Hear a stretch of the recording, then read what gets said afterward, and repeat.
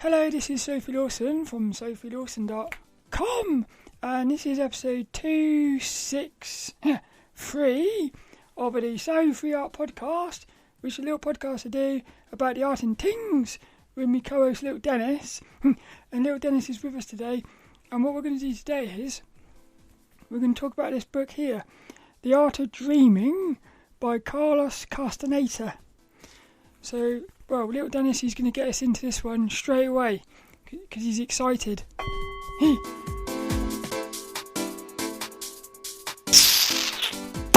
Yeah, so lilDENNiS and Kitty have had their kisses and they're in their little house. Before we do get into it, I just want to say thank you to Jean, who sent me a little birthday card, which is beautiful. It's cool, it is. And she also sent me some presents and things, and I'm going to buy some sweeties. But I'll just thank you so much. It was very nice of that. Thank you. Yeah. But what I'm going to do is, last week I said I was going to do an accountability thing. I'm going to do that at the end of this one because I want to focus on this book, The Art of Dreaming by Carlos Castaneda. So I finished reading this last night, and I've been reading it for probably about, I would say maybe like 6 months or something. And one of the things that I set out for myself last week was I wanted to start reading every night before bed. So luckily I got through quite a lot of this in the last week. Probably quite well, I don't know, it was quite a lot of it. I would say probably like a quarter of the book I read in the last week, just by going to bed a little bit earlier so I could read. It's brilliant. So it just shows how, I said this last week, little tiny things, it creates like big things, because I managed to finish the book.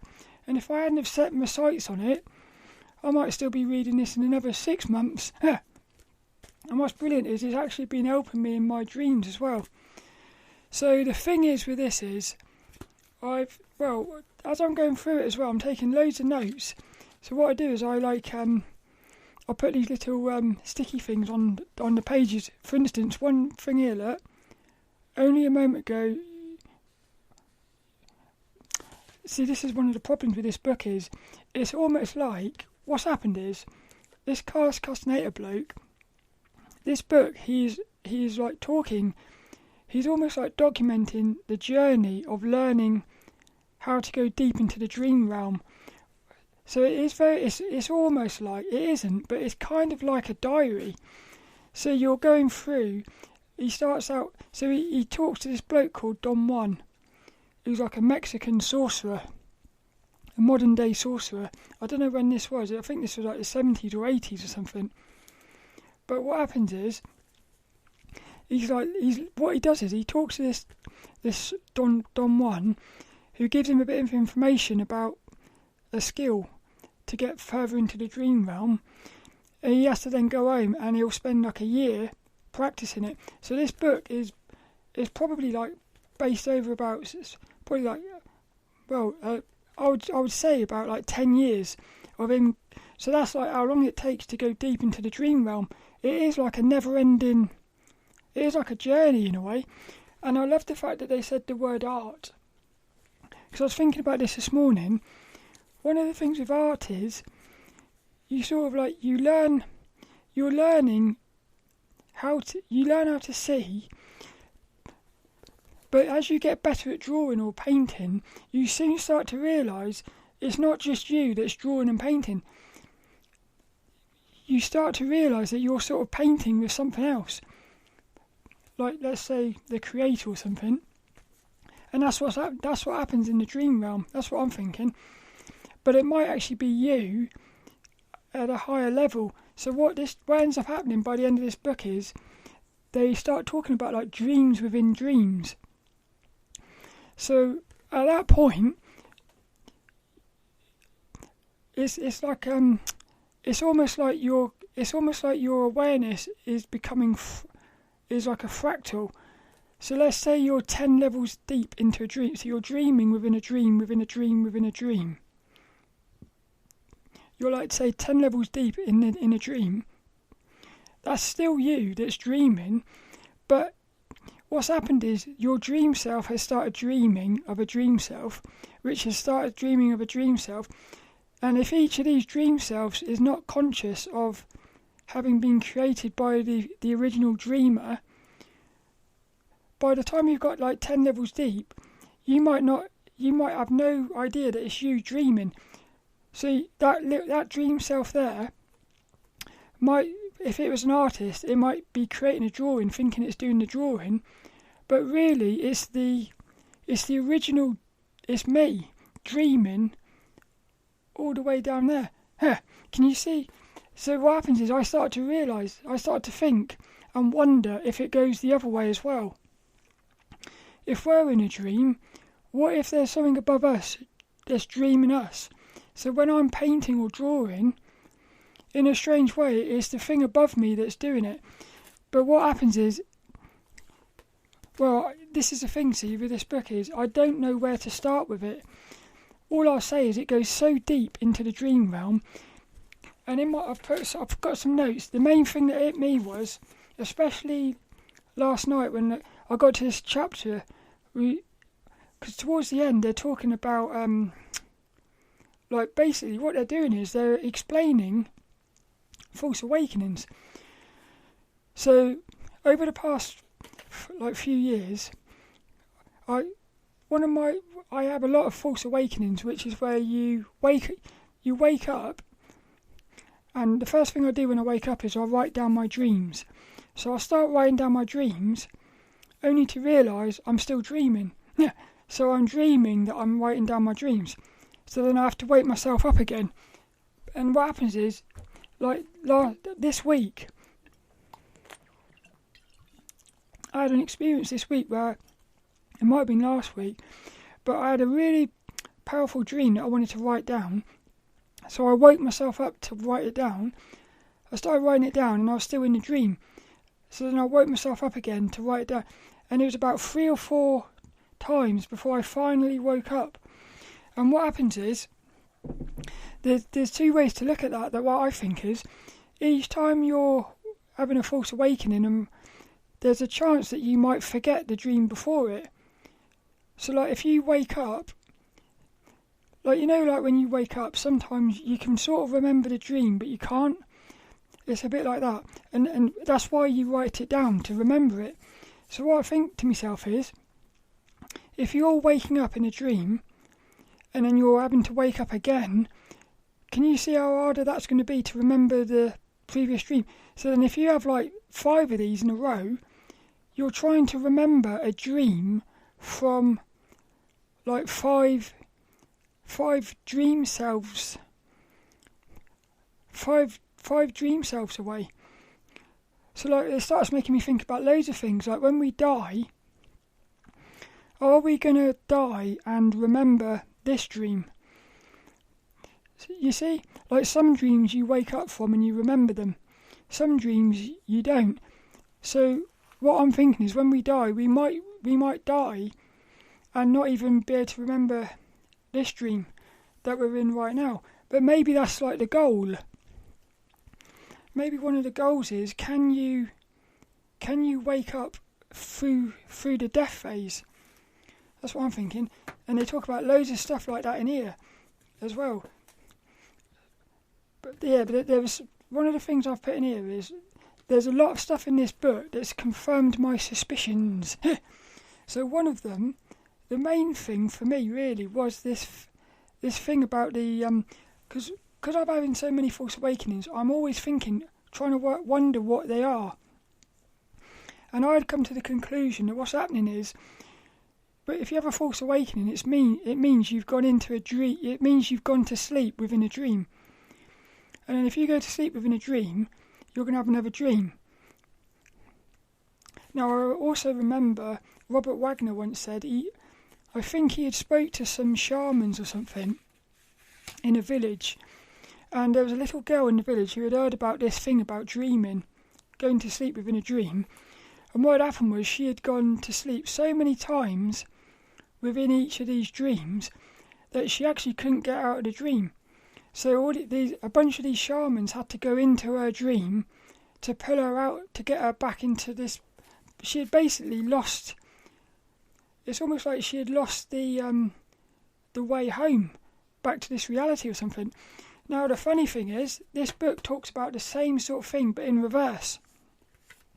Because there's a bit in it where what happens. Well, I don't know if I should spoil it. You can't really spoil it. This is more of a book to read, and then I would say, because there's many times in here where you get an exercise.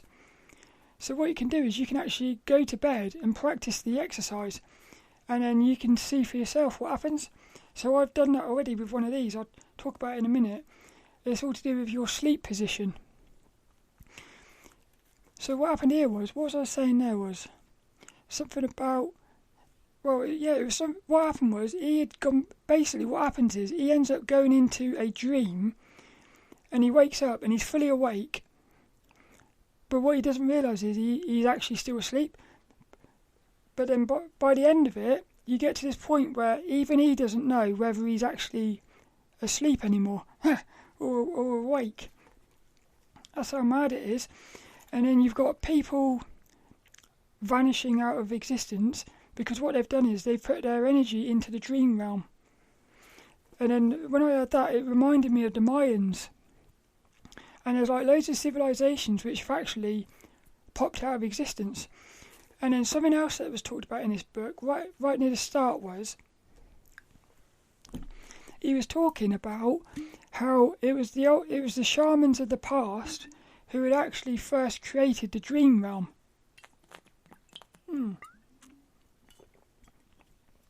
So it made me wonder, does that mean before these shamans created a dream realm, does that mean that humans didn't dream?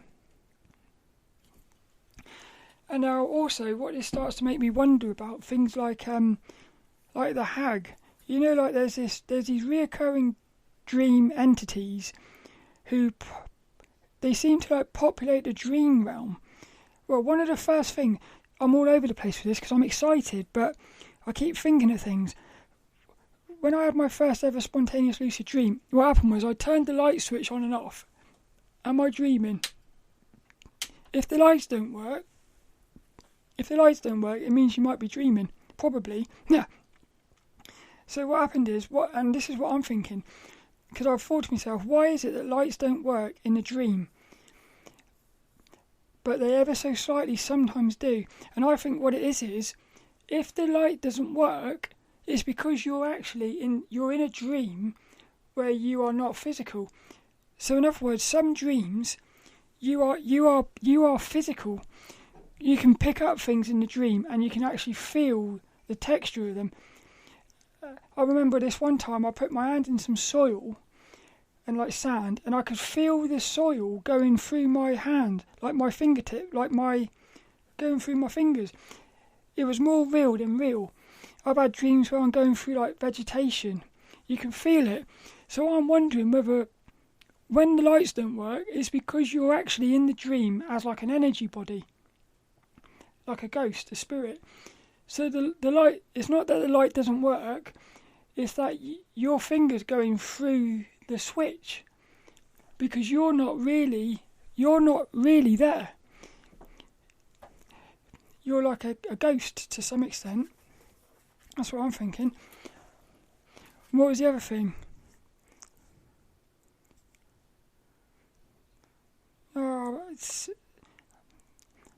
Yeah, that was it.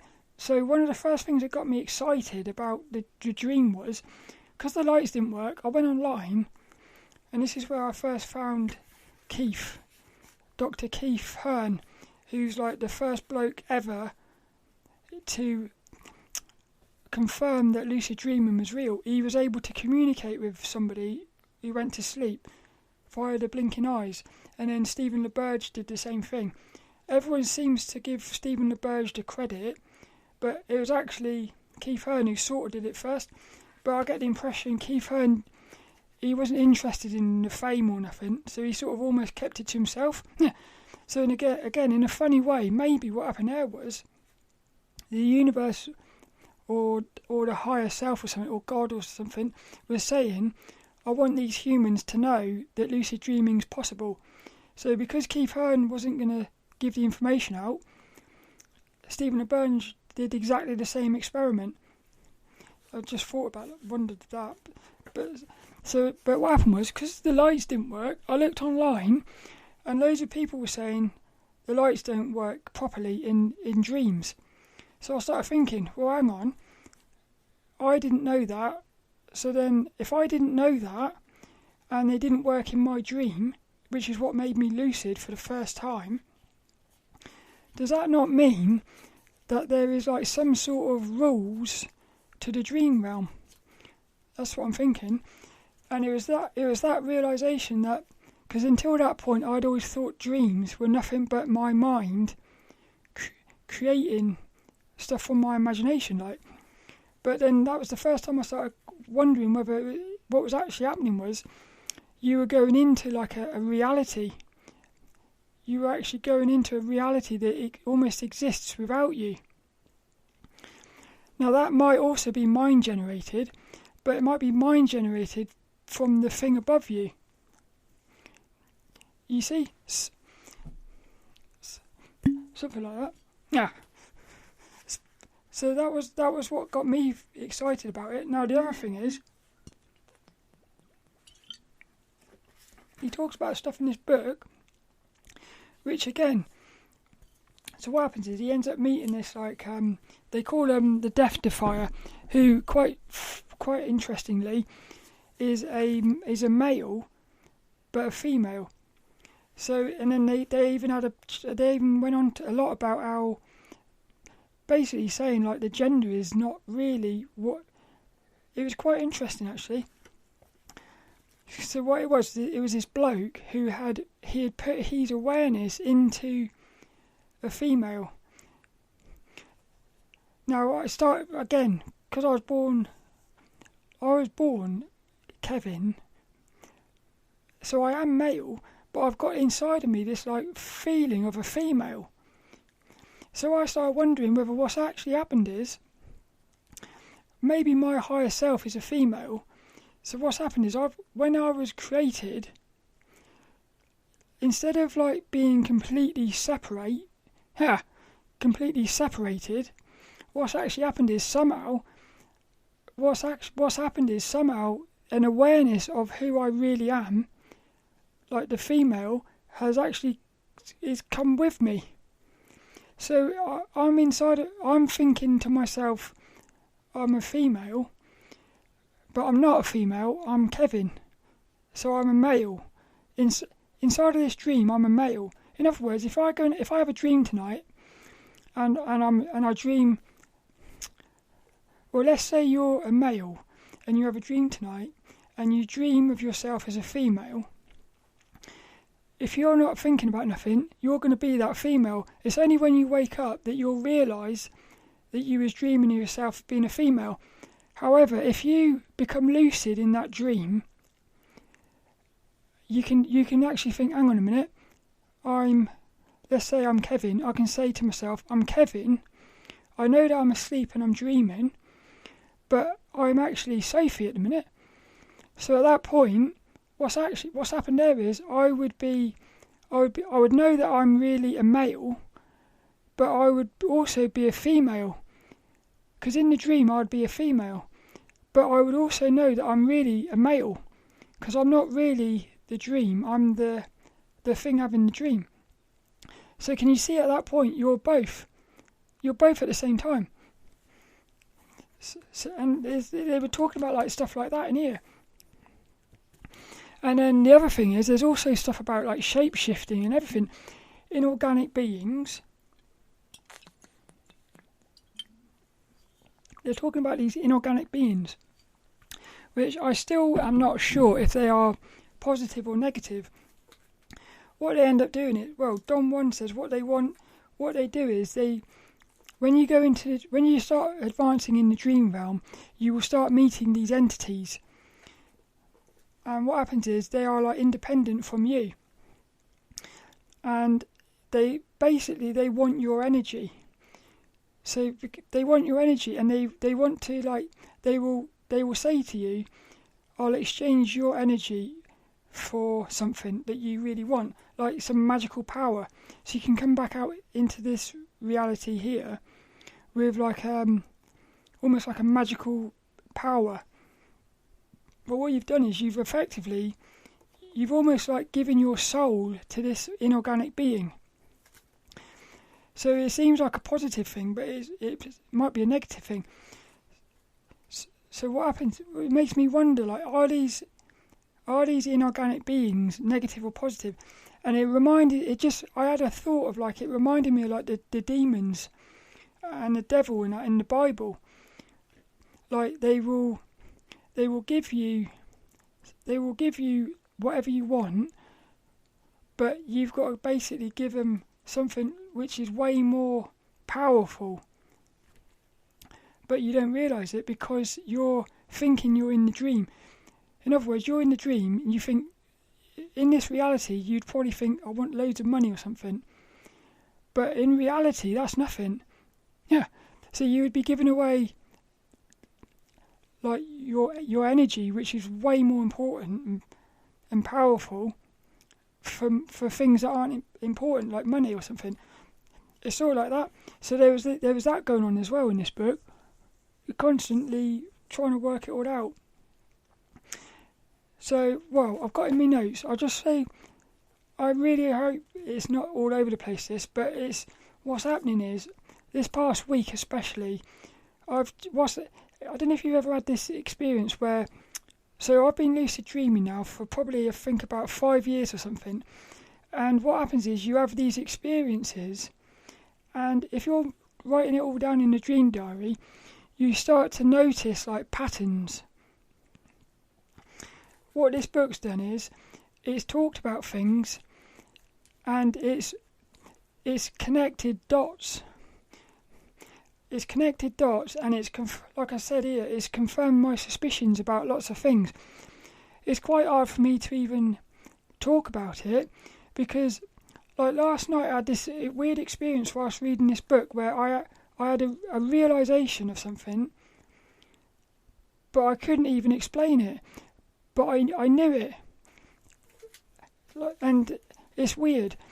Now in this book as well, this death defier that he meets, basically, they are... Now the other funny thing that's just coming into my head is, Robert Monroe, he was like probably one of the pioneers, I suppose, of out-of-body exploration.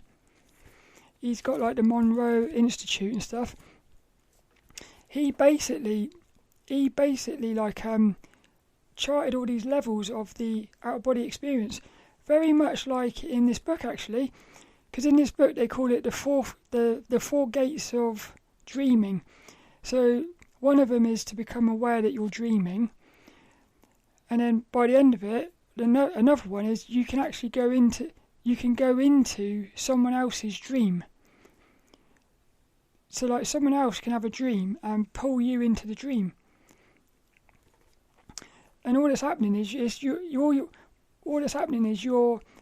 fine-tuning, placing your awareness in space and time. Like yesterday, I had a visual of like seeing space as like a piece of paper, and time is like loads of sheets on top of it. And so what all you're doing is, you can basically move around any point in space and time. I can imagine how you could do that. But yeah, Robert Monroe, one thing he said, but at a certain level you start meeting these he-she's, which are neither male nor female. He was also talking about, he didn't call them inorganic beings, but he said there's like these entities, and there was like a bunch of them who were actually like feeding off of your energy. And what he said something like you had to like fly through that zone. So like imagine a zone with all these entities trying to grab your energy. He said like you have to sort of like fly through that zone without being pulled to them. But can you imagine if that zone is full of, let's say you're attracted, let's say like poison ivy. I'm attracted to poison ivy. Let's say in that universe you've got these inorganic beings have shape-shifted into poison ivies. Can you imagine how you're not going to be able to just fly through that, because you're going to want to go off and go and say hello sort of thing. So you can already start to see how, even if you know what's happening, it's really hard to not be pulled in by the dreams. That's what I'm thinking. So what was it there? There's something about, well, Robert Waggoner. See, they're all saying the same thing. This is what I'm starting to realise. What's happening is, they're all saying the same thing, but they're all coming at it from different angles. And it just makes me think that what we are inside of now is some sort of dream. I would imagine it's going to be like a virtual reality or something. Now, if you've ever had a false awakening, where you wake up and you're convinced you're awake, only to realise you're still dreaming, that feeling it's weird. It's the weirdest feeling, because you suddenly know that you're dreaming, but you're convinced you're awake. Now, what I'm saying is, imagine what it's going to be like when you die. You're going to be dead, but you're still going to be alive. Can you imagine how mad that's going to be? Yeah. It's going to be crazy, it is. But in my notes for this, what I've put sleep position. So one of the things in this book, this is like a little experiment. One of the things you can do is, when you go to sleep and remember the position you're sleeping in. So you're either on like your left side, your right side, your back or your front. What you do is, when you become lucid, if you basically go to sleep within that dream in the same position that your physical body is in. So if you're currently in bed lying on your left hand side, if you become lucid in the dream and then go to sleep within the dream on your left hand side, what happens is you can actually you can put yourself into a very solid version of that dream. Now this is where it comes back to that thing about light switches. If you're in a regular dream, you're like a ghost. So what happens is, you try to put the lights on and off, you can't, because you're like a spirit. Well, what happens here is, if you go to sleep in the same position, I'm wondering if it's almost like what you're doing is you're somehow bringing your physical body into the dream. Because in the book they say that you'll end up in a much more physical, solid dream. So I actually did this the other night. But the other thing, I would just want to say that I am convinced that in some dreams we are actually physically in the dream, and in some dreams we are like a ghost. So I've had a lot of dreams where I feel like I'm a ghost and nobody can see me. But what happens is, as soon as it's weird. It's like I'm in a dream where I'm a ghost. Nobody can see me, but there's a few people who can see me. And as soon as I realise that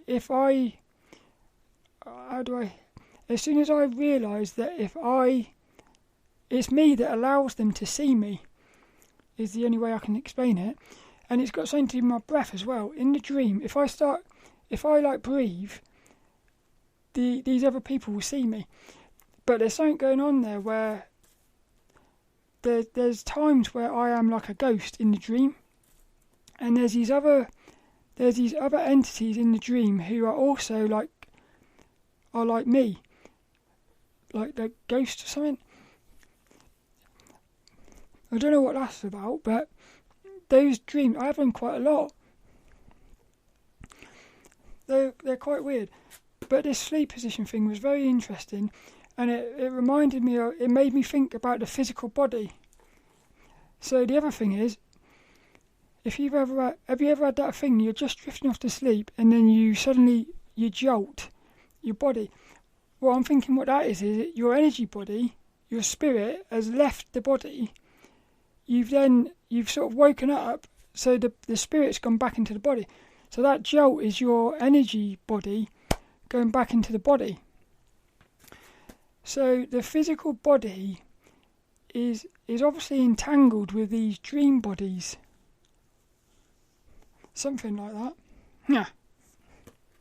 I've put explains false awakenings, or it confirms my suspicions, which is that these false awakenings are you're waking up from a dream within a dream. But then I think I'll put it in here in a minute. And the other thing is I've put inorganic beings are shapeshifters. So in here they talk about the inorganic beings can shapeshift, and they don't just shapeshift into like people, they can shapeshift into anything. So they might shapeshift into a pen. See? So one of the things in here you've got to learn is you've got to learn to see the energy of the dream. And so what Don Juan says is he tells Carlos Castaneda to shout out in the dream, "Show me the energy," which reminded me of Robert Waggoner when he said, one of Robert Waggoner's things is he says, inside the dream you can say, "Can all thought forms please disappear?" And what happened is, if you're in a room of people in a dream, half of them might vanish because they were just you that had created them, but the other half would be almost like conscious entities in their own right.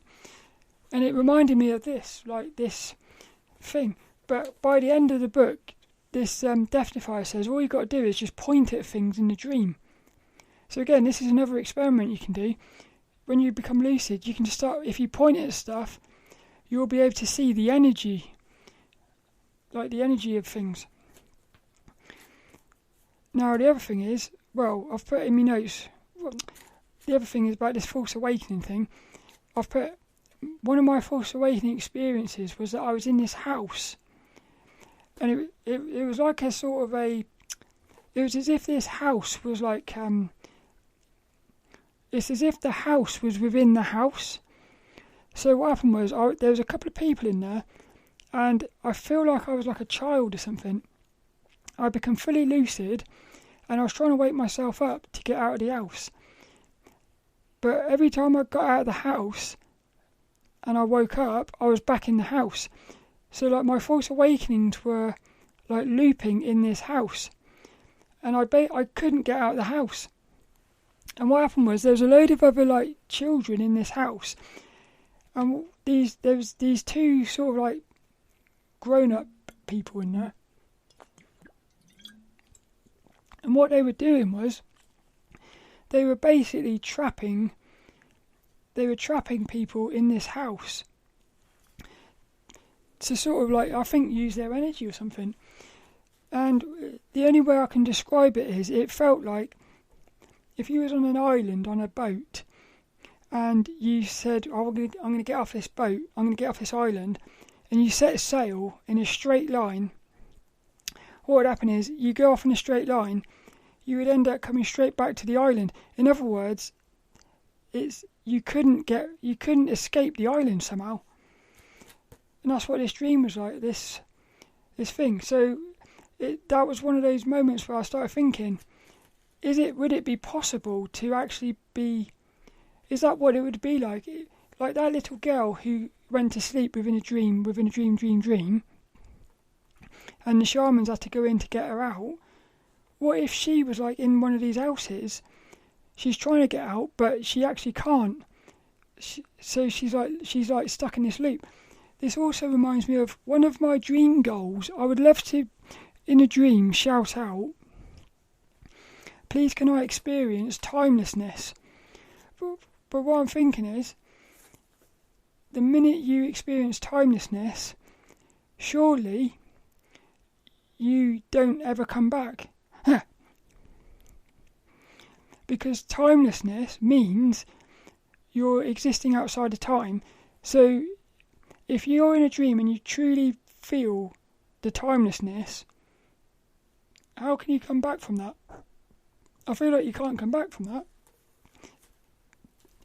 Can you see? I don't know if that makes sense. Like, but the moment you experience timelessness, then you are now inside of the infinite. So how can you come back from that? Because there is no time. So I sort of think to myself, is it actually even possible to feel the timelessness inside of a dream? And then I've also put in my notes, what is real? See, that's the thing.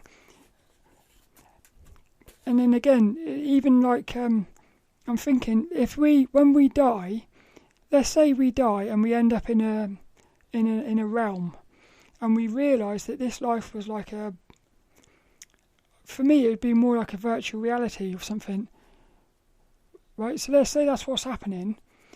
Well, how can you know that reality you've just woken up in is also not the same thing?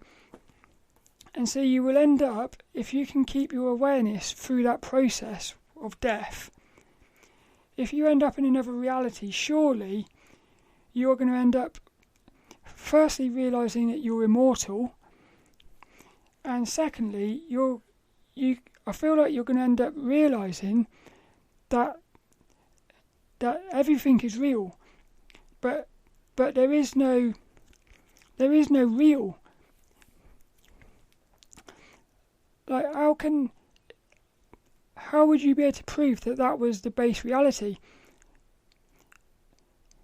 So then you end up with, if that is a dream, and the only way I can describe this, the only way I can sort of make peace with this in my head is, what would happen is, it would be that thing where, like, if you woke up let's say you die and you wake up in base reality, but that base reality has its own base reality. The only way I can get my head around it is to think that what's happened is that base reality's base reality would actually be a dream reality inside of this base reality. So in other words, what's happened is, let's say I go to bed tonight and I have a dream, and inside of that dream I have another dream, and that dream that I'm dreaming, inside of the dream, I'm dreaming this life. You see? So in other words, I'm dreaming this life from within a dream, which is inside of that dream. You see? So this is where you end up with entanglement as well. In other words, that dream, neither of the dreams can exist without the other one, which is a bit like time paradoxes. Yeah. That's the only way I can get my head around it. Because even if, let's say, what happens is we die and we pop into like, and all we are is like a ball of energy existing in nothingness. Well, surely you're still going to be thinking, what is that? That ball of energy still has to be inside of something. And the only way I can think of it is that it's inside of itself. But like, if it's inside of itself, like, where did it start? And if it doesn't start anywhere, this is weird. But this is what I think this book is getting at, is that you're going to end up with just, it's a never ending cycle of dreams, basically. Something like that. So I'll put here, do I recommend it? Yes. Will you understand it? This book, The Art of Dreaming by Carlos Castaneda. Do I recommend it? Yes. I think it's definitely a book you need to read multiple times, because some of the stuff in here, I was reading it and I just didn't understand it, but I sort of could feel that it was important. And then some of the other stuff, I understood it, but I couldn't explain it. Again, a weird thing like that. But I also would say that even Carlos Castaneda, who wrote the book, I would argue that even he admits that he doesn't quite understand some of this. And the thing about the Death Defier, this like sort of like a ultimate sorcerer, it's one of the old sorcerers basically. So even the old sorcerer says there's some stuff at the end where, like, I'm not sure. I think it was to do with the sleep position or something. Because Carlos Castaneda said, why is it that if you point your finger at something, you can see the energy? And the Death Defier says, nobody knows, but that's just the way it is. So even like this sorcerer, this advanced sorcerer, still didn't know stuff. So it's almost like maybe you're just never going to know everything. I don't know. So what I'm going to do now is I'm going to go through this book and just pull out some pages. Most of it probably won't make sense though, but I'd like to try and give an idea, a sense of what's happening in the book. So it is one. So this is from near the start. Donwan's argument was that most of our energy goes into upholding our importance. This is most obvious in our endless worry about the presentation of the self, about whether or not we are admired or liked or acknowledged. He reasoned that if we were capable of losing some of that importance, two extraordinary things would happen to us. One, we would free our energy from trying to maintain the illusory idea of our grandeur, and two, we would provide ourselves with enough energy to enter into the second attention to catch a glimpse of the actual grandeur of the universe. So again, this all goes down to energy. Everything is about energy, which is why these beings, like entities, are a lot of people will say when they've gone deep into like psychedelics or the dream realm or something, they end up seeing these entities which are like feeding off of our energy. So there's obviously something about our energy which is quite tasty. What's the next? Let's get another one here, look. This one here. What's it say here? There's another one, look. This is from a quarter of the way through. Don 1 admitted that I was absolutely right and said that the old sorcerers had devised a series of perfect drills to go through the gates of dreaming into the specific worlds that exist beyond every gate. He reiterated that dreaming, being the old sorcerer's invention, has to be played by their rules. This is what I'm saying. Like, they created the dream realm. So, the question is,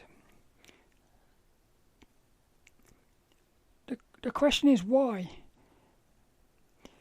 See, and is it something like they did a deal with these inorganic beings and created this? This reminds me, of my first bunch of lucid dreams. Because I remember thinking to myself that somebody's created this dream, and because I remember thinking, was it like the grey aliens or something? Like, and what they're doing is they've created this dream realm to keep you inside of it or something. I don't know.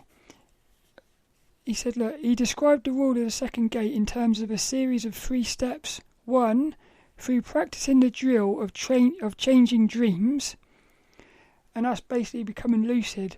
And then, like what Robert Waggoner says, is he said, when you become lucid, if you open a door, you can say, when I open this door, I'll be in wherever.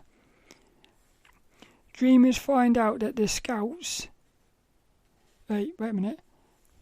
He described the rule of the second gate in terms of a series of 3 steps. So this is the thing, you see, there's rules to this, which that's what reminds me of like art. Art is a very creative experience, but there's rules to it. It's exactly the same as dreaming. Dreaming is a very creative experience, but there's rules. There's rules to it as well. through practicing the drill of changing dreamers find out about the scouts. So these scouts are basically, the scouts are like a pen or something, which is really an inorganic being that's come into the dream.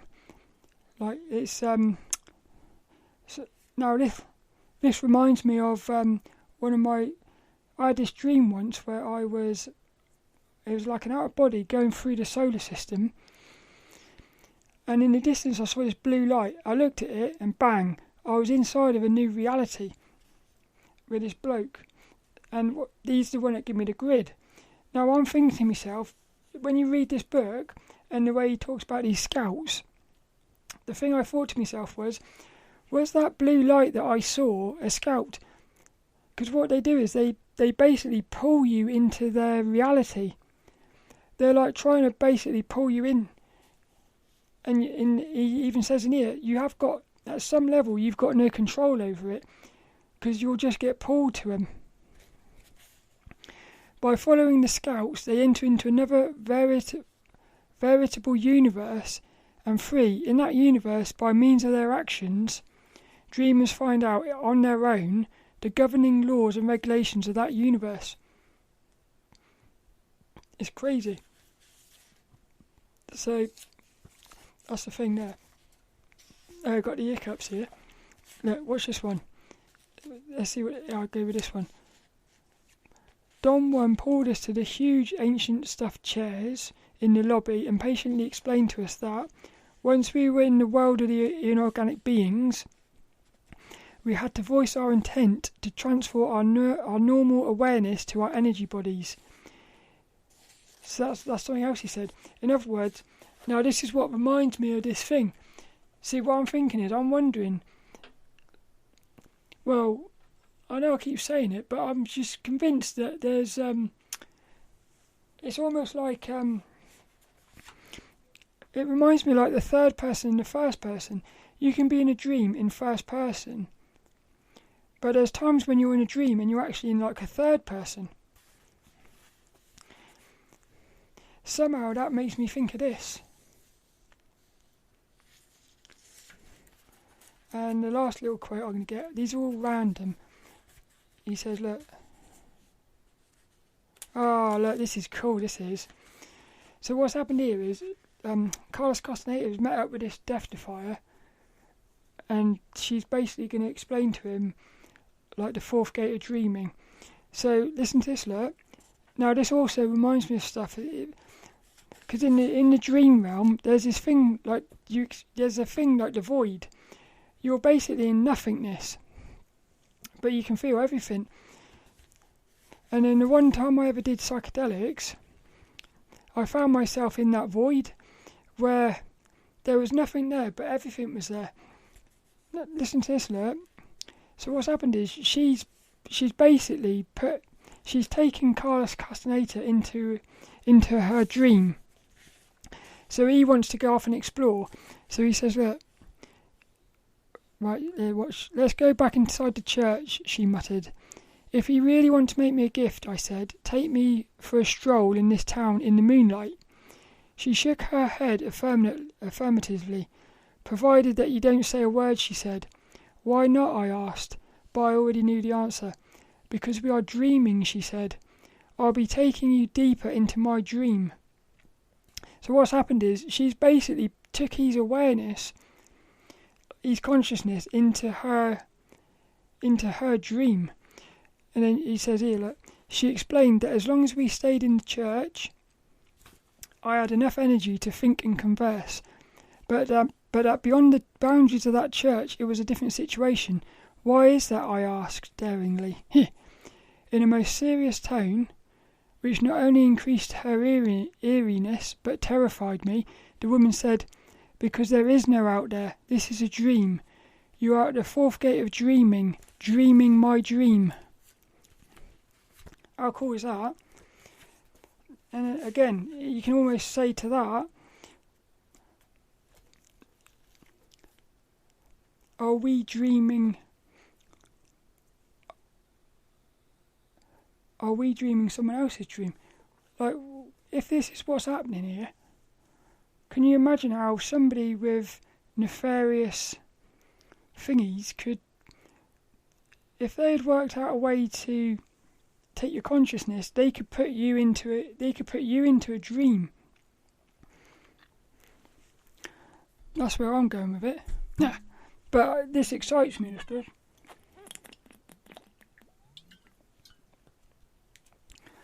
I definitely think need to read that many times though. Yeah, it's one of my favourite books. This is, even though, like I said, some of it I just don't understand. So, and all I would say really is, the main thing I would say about that as well is, read it, even if you don't believe any of it. I would say read it, and then see for yourself in the dream realm. That's what I'm thinking. Just see what happens when, like, because the other night what I did was, I became lucid, and I had remembered my position that I was sleeping in. So I went to sleep within a dream, in the same position, and I found myself in my childhood home. And then what happened was, I saw my mum up in the window, and then I woke. What happened was, I saw my mum in a pink dress up in this window. I told her how much I love her. I woke up. My mum was now in a blue dress, but I was still sleeping. So what's happened there is, I feel like what's happened there is, I've woken up back into the dream I was in before. So it's almost like, but I had actually brought my mum, which I don't think was my mum. I think it was one of these shapeshifters that had shapeshifted into mum. What's happened is, it's almost as if I'd come out of that dream and brought with me this entity. I brought this entity up. Can you see what I'm saying? Now, the other thing is, would it be possible to wake up and bring something out of the dream into this waking reality?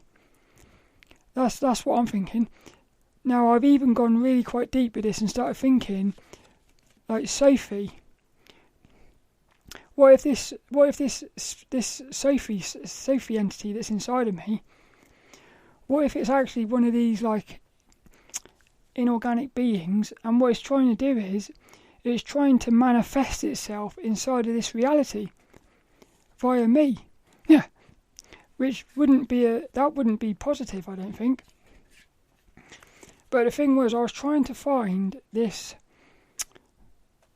I got told years ago in my dream to seek out Sula, and I believe Sula is this, like, witch, because I got this reoccurring witch entity, and I faced it and everything, but she's still got something about it, unresolved issues. So I was trying to find this entity. That's what I was doing in this dream. My goal was to go to Montgomery Close and to find this witch thing, but I ended up seeing my mum. But I'm thinking it was that witch that has shapeshifted into my mum, because again, what they do is, they know, like, when you die, you're going to come face to face with all your loved ones, because there's some entities that seem to know you better than you. It's almost as if they can go into your head and see. They know exactly who to manifest in order to distract you, I suppose. So what I'm going to do now, my next goal is, next time I become lucid and I see my mum, if I can be lucid with my mum, I'm going to just say to my mum in the dream, "What are you?" So one of the rules is, this is what Robert Waggoner says as well, for some reason, things have to tell you the truth in the dream realm. So if you say to something, "What are you?" it has to tell you. So my feeling is that when I say "What are you?", I'm thinking that this like version of my mum will actually turn into like the witch or something. That's what I'm thinking. And then you can start, like, say to it, look, what do you want and stuff? Yeah, what you want.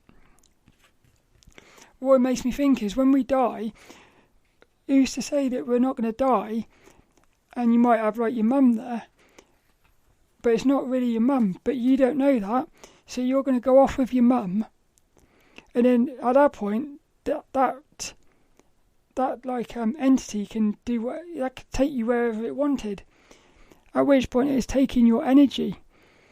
So I think when you die, you're going to have to actually stay completely detached from everything. That's what I'm thinking. Yeah. So, well, this was a bit messy, this one, but lilDENNiS has said it's game over, sunshine. I do hope you enjoyed it. I feel like I've got a really dry throat as well.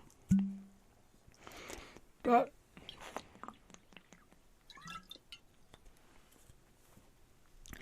I wanted to talk a little bit about the future of this podcast and the videos and stuff. So last week I did this accountability thing, and one of the things I was saying was, what do I really want? And I'd write all this stuff down. As soon as I stopped recording, I realised I'd done it all wrong, because I hadn't asked why. In other words, I was saying, what do I really want? And I was writing, I want to get really good at creating characters. But I haven't asked myself why. And without the why, you won't do anything, I don't think. Because it's that why which will like create the desire. So for instance, why do I want to speak to Sula in the dream realm?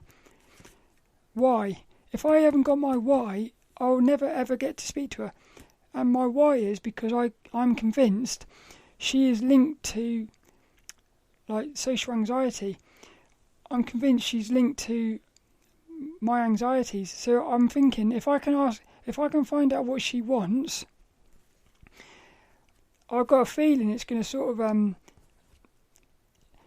it's going to heal these anxieties. That's one thing. But for the why do I want to create characters? So I can get I want to get my characters in a comic. Why? And so what I've got to do is I've got to keep asking why. Yeah. And when I did this, because I did this last week on my own, what ended up happening, I ended up at a place where it said, what I really want is not to be creating characters. I want to be free from anxiety.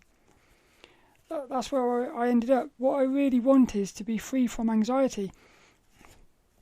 Now I'm thinking that art will help with that, because it's obviously a very beautiful experience, creative experience, and it's like it is healing. But I'm also thinking, I don't know why, but I'm convinced that the dream is the answer. That's what I'm thinking. Yeah. So I did like an accountability list last week. One of them was to list all my videos. So I've actually done that. I've listed all my videos. Like, what I did was I went through the past few months and I wrote every single video that I'd ever done. And I decided which ones am I keeping, what's going. So I'm going to keep my Imagine FX magazines and my Character Design Quarterly magazines. So Imagine FX is every month. Character Design Quarterly is every 3 months. But I also do, until I've done all the Imagine FXs in the back catalogue, I do them every week. But what I do is I do them all at once. So I'm going to keep doing the Imagine FXs. So, and now what I'm going to do is, I've got the podcast. I'm going to keep doing the podcast. This podcast, but I've got a feeling it's going to turn into. At the moment, I'm thinking it's going to be more. It's going to be talking just about what I've done over the past week, in terms of studying for art, social anxiety things, like things I've overcome and stuff I'm stumbling with, and also like dream experiences. Because even though they look like they're three different things, they're all the same thing. Because like they're all to do with anxiety. So for me it just feels like the same thing, but you've also, like I put in my notes, I've said, you've got to find the balance as well. You can't go all in on studying. You can't go all in on dreaming, because the other thing I've learned with the dream realm is you're hit like a wall in the dream realm. You're trying to do something, you're hit like a wall, and what happens is it's as if the dream itself manifests something into the physical. And the only way to actually advance in the dream realm is to face the thing in the physical. So you can't just hide away in the dream realm. It won't let you do that. It's like you've got to face things in the physical as well. But again, if you hit a wall in the physical, you can go into the dream realm to help you. So the two things are like helping each other. And then I just think art is like, I see art as like a little boat. Yeah. And I'm on the boat. Like the destination is the art. That's what I'm thinking. And like everything else, like the dream and this social anxiety stuff, it's almost like it's the thing that's going to help me get to my destination. Something like that. So what I've put here is, I think, is this the right one? I'm not sure. Look, what I've said is I'm going to keep the podcast, but it's going to be more focused on each week's thing. I'm not going to go with SVS Learn to start with, which is what I said last week. I'm actually going to start with Proco's basic drawing course. What's beautiful about this is it's quite funny as well. So Proco, Stan Prokopenko, was on about this basic drawing course for years, and I really wanted. I was looking forward to it. Now I've like drifted away from art quite a bit, but it's almost as if now that I'm ready to come back, he just released this basic drawing course. He released it, I think it was like Christmas or January or something. So it's still quite new. And it feels like for me, it feels like the perfect place to start. Because what I want to do is I want to create my own characters and draw from my imagination and things, which is a completely different skill. And I went onto Proco's website, looked at the course, and one of the things that I thought was quite beautiful about it was he said, one of the videos was drawing from your imagination, when to start and how to overcome the emotional blockages or hurdles or something. And it was like, that's exactly what I need. Because what happened was, when I did my realistic pencil drawing, see, that is a skill. All you got to do with that is just keep practicing how to draw realistically. Drawing from imagination is such a completely different skill. What happened for me was, my mind, it scared me. Yeah. So that was one of the reasons why I shied away from it, because I got a bit scared. So it sounds to me like Proco in this course, he's not just going to be explaining like what to do with the pencil and stuff and like exercises. He's also going to focus on like the mind part of it, which I would argue is probably the biggest part of it. Because if, like, the whole reason I'm doing all the things I'm doing in the dream realm and stuff is because I'm trying to get my mind, which I call the mind like the foundation of everything. If you can get that sorted out, everything else will be sort of easy. But if you're trying to create characters and stuff, and your mind is all, if you haven't sorted your mind out, I just feel like it's going to sort of crumble at some point. So what else have we got here?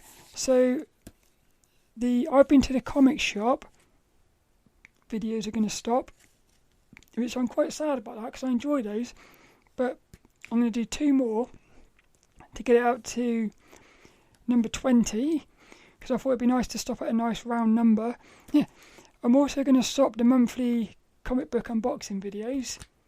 So I filmed the last one of those yesterday. Again, I'm going to miss those as well, but the mystery boxes, the comic book mystery boxes, I'm sort of like, I might do one, I'm not sure at the minute. I'm either going to do one a month or just stop doing that as well. Art book click looks. I'd like to do one art book a month, because again, I feel like if I do it the right way, I could start doing art book videos which are in sync with what I'm studying that week or something. You see? So I'm trying to find a way to do what I want to do in a way where it's all sort of flowing in the same way. Because at the moment it feels like everything's just, I'm doing all these videos but I don't really know why I'm doing them. And so the most wanted comic book, I'm going to stop doing the previews click look videos, the comic shop catalogue videos. Basically all the videos where all I was really doing was opening up comic books or something, I'm going to stop doing those, because I think it was also making me buy more comics, because I thought I wanted more comics for the videos or something. It's just an experiment. But I'm not going to stop buying comics because I love comics. And again, I think you can use comics for like inspiration and things. And also I enjoy reading the stories. But what I've got to do is I've got to focus on less comics. Yeah, that's the thing. And then me top 10 comic book covers of the month, I think I'm going to keep doing that one as well.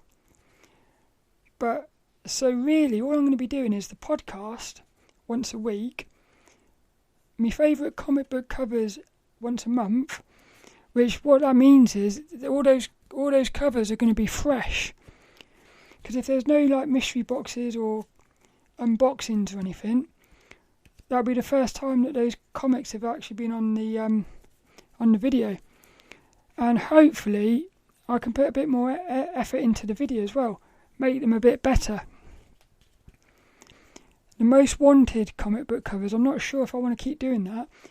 As much as I love doing it, it's a lot of work, and I think it also makes me want to go out and buy comics.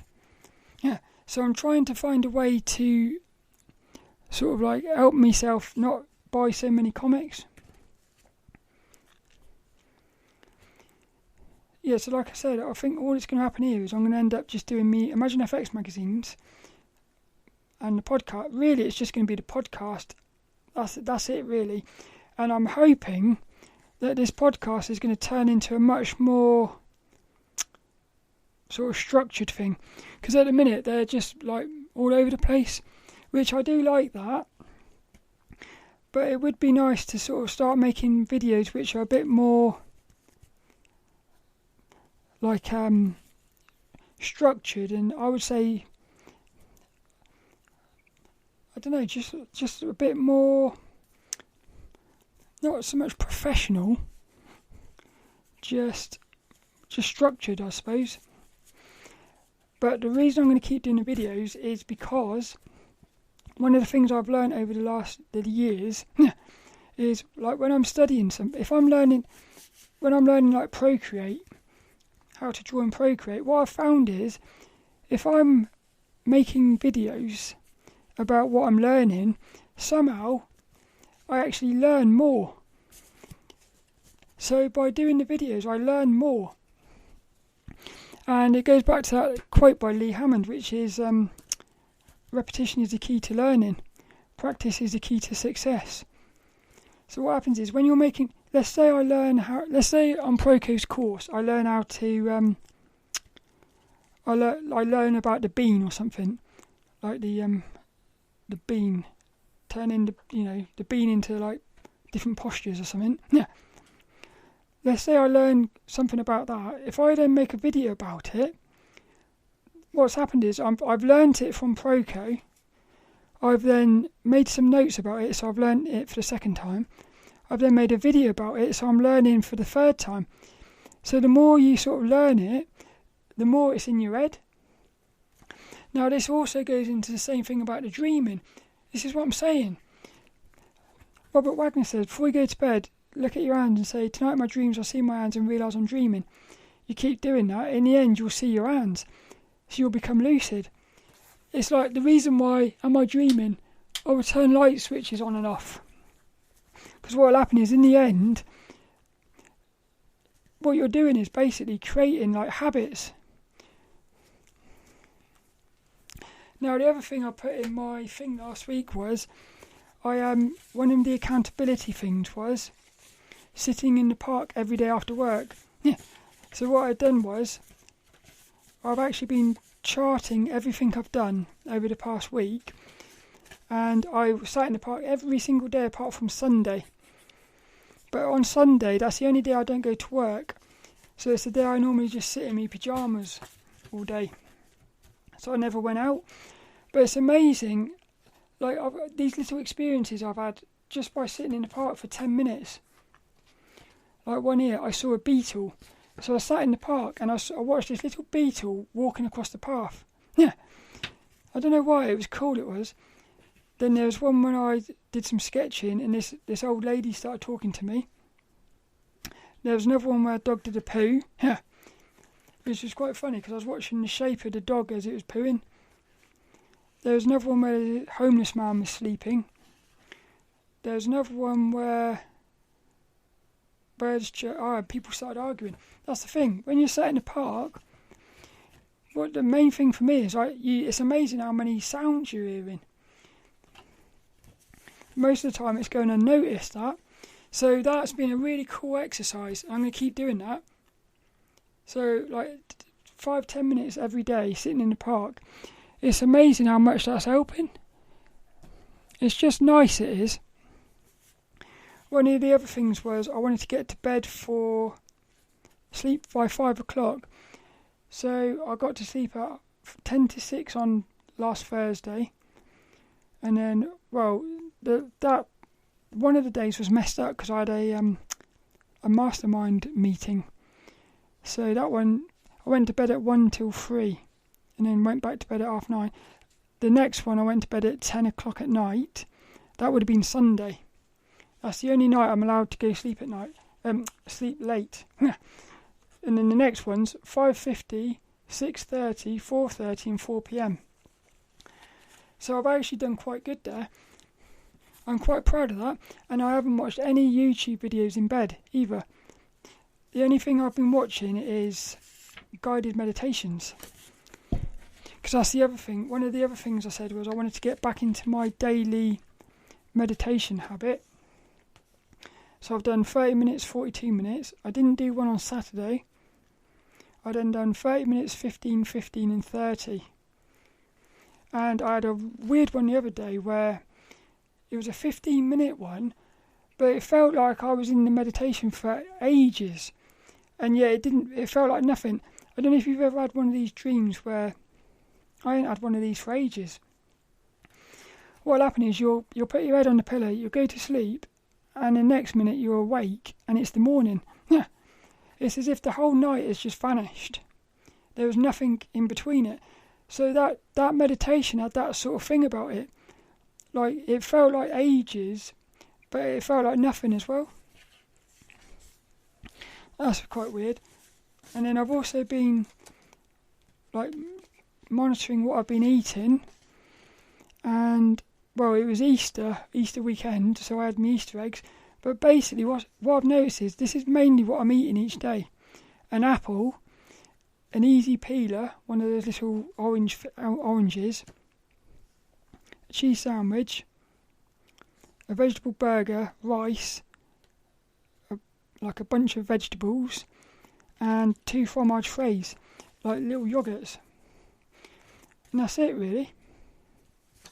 What this has helped me do is it's helped me stop eating biscuits.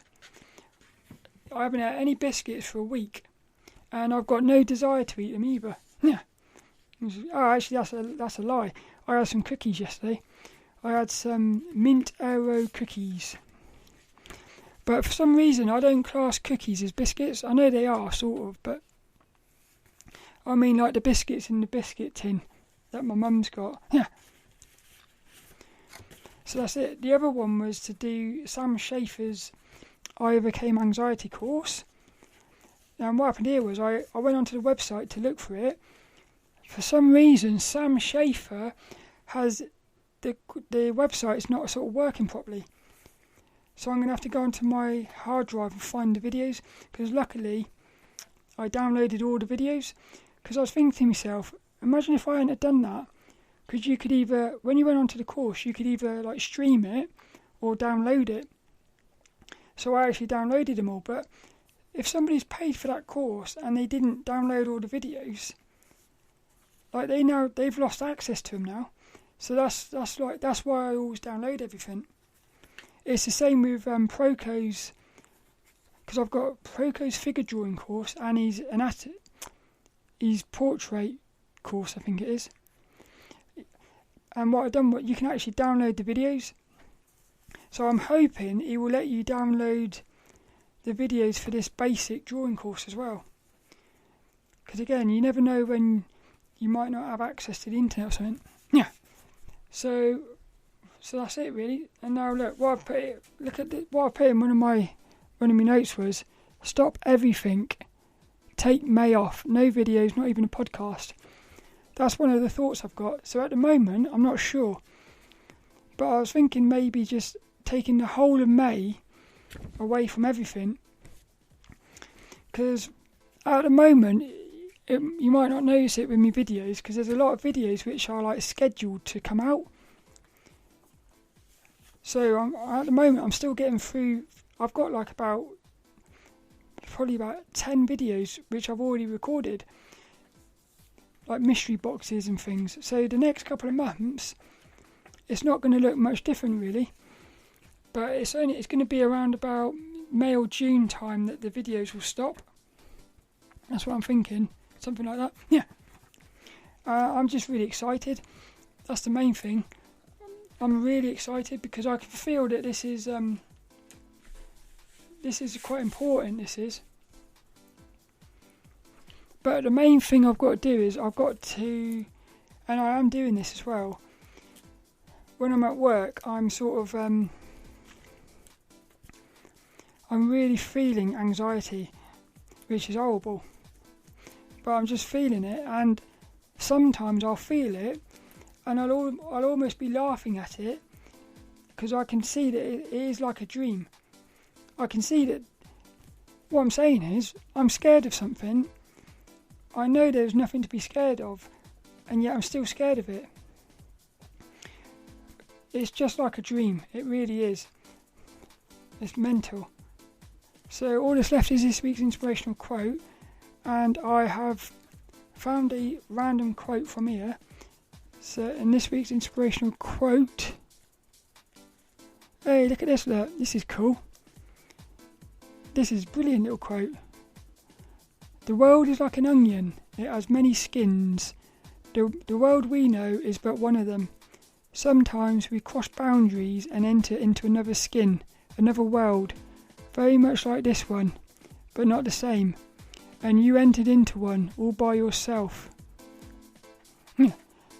So this week's inspirational quote from Don Juan, from the book The Art of Dreaming by Carlos Castaneda. The world is like an onion, it has many skins. 4 skins.